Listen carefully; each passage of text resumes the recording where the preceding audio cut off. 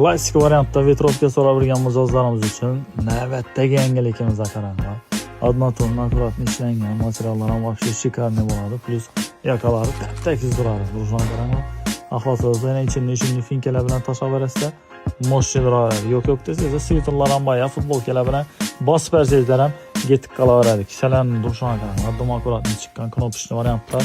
И plus T'lari salgina manjeti bor. Domam qisib yotmaydi. И plus domam osilib ham yotavermaydi.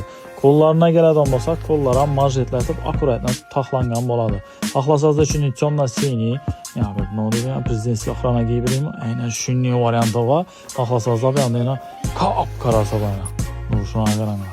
O'sha yana bir gigant seryoz ko'rsatib tashlaydi. Ichida shunday seryoz finkalarimiz ham siz uchun tayyor turibdi. Bemalol Kareliyaga kelasizlar, giyasizlar, ko'rasizlar, yoqda mag'azada chiroyli narxlarda taxlab beramiz. Dostavka kerak bo'lsa, dostavka ham qilib beramiz. Narxi qiziq bo'lsa, kommentariyada prosta narx dengni o'zimiz javob beramiz.